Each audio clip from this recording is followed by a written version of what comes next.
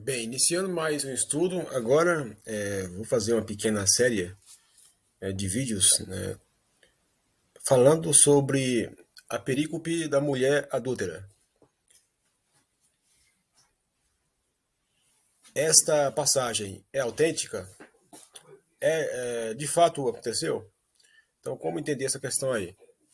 Como definir, né, em relação a essa passagem? Uma vez que é uma passagem muito conhecida, né, conhecida no meio cristão e de forma geral.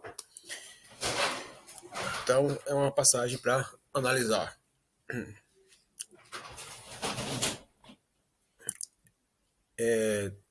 Irei, né, de alguma forma, trazer aí uma sequência, né, uma sequência de vídeos. Vou tentar definir de forma mais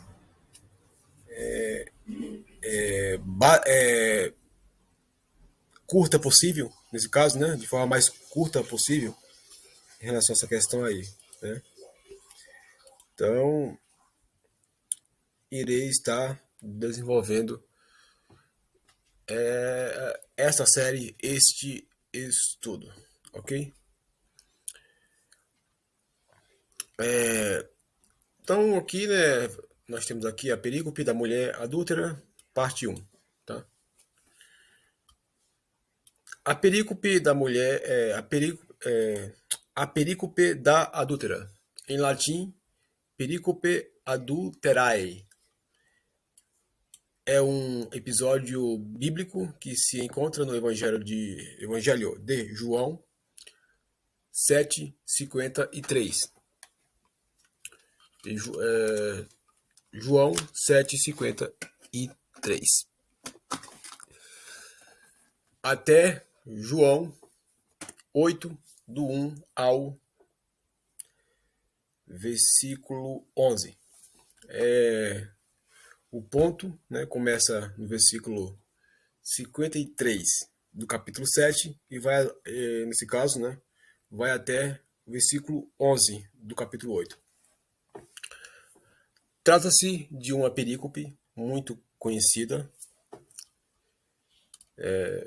polêmica, né, nesse caso, polêmica a respeito de uma mulher que seria julgada por ter sido, né, surpreendida em um ato de adultério.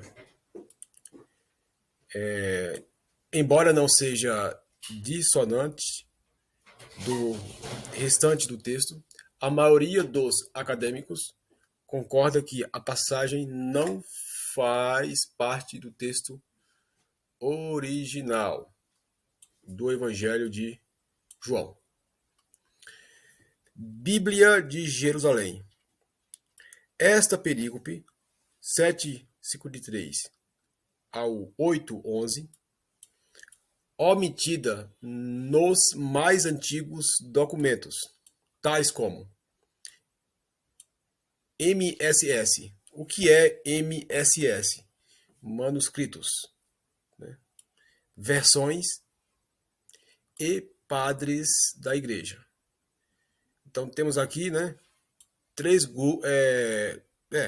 três grupos que omitem, né, esta perícope: os manuscritos, as versões e os padres da igreja. Colocada, aqui tem a palavra colocada de lado, né? Aqui está alhures, seria colocada de lado por outros.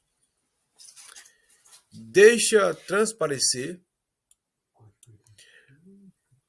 o estilo sinótico e não pode ser de São João.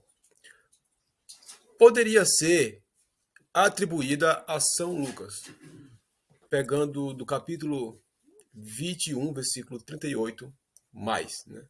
Mais esta passagem. Sua canonicidade, seu caráter inspirado e seu valor histórico, no entanto, não sofrem contestação.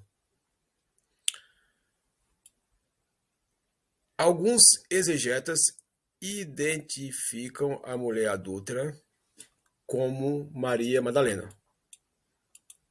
Porém, não há nenhuma base histórica ou evangélica para confirmar esta identificação. De fato, a Torá previa que o ato de adultério fosse punido, né, com a morte por apedrejamento. Levítico 10, Levítico 20, 10, Deuteronômio 22, 22. Mas, na prática, naquela época, a pena capital só podia ser aplicada pelos governantes romanos. Nenhum judeu tinha a autoridade para condenar alguém à morte, muito menos executar a pena. Os escribas, deixa eu destacar aqui, peraí. Os escribas fariseus queriam colocar Jesus em uma armadilha. Se Jesus fosse pela condenação, estaria contra a soberania de Roma. Se fosse pela absolvição, estaria contrariando a lei judaica. De uma ou de outra forma, os mestres da lei e os fariseus teriam motivo para acusá-lo. Jesus, com a resposta que dentre vós não tiver pecado que atire a primeira pedra, fez com que os acusadores ficassem sem argumentos para uma acusação formal e sem moral perante a multidão que assistia à cena. Então, note que não tinha como, mesmo que Jesus quisesse trazer uma punição para aquela mulher, segundo a lei,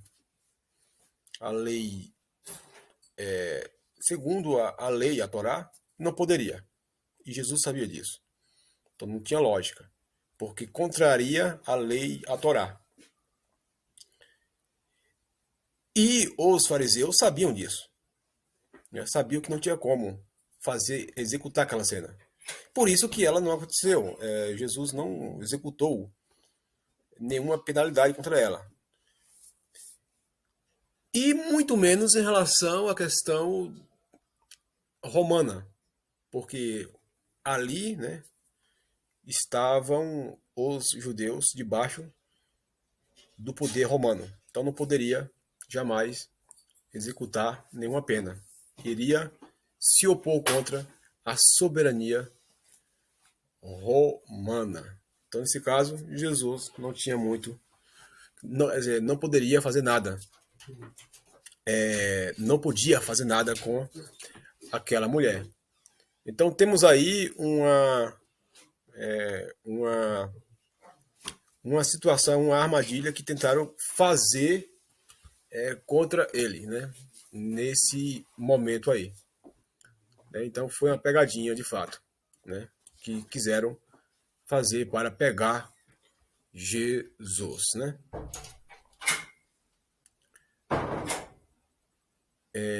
Então, estarei passando aí o estudo para a próxima parte aí, a segunda etapa, o segundo vídeo, ok? Até mais.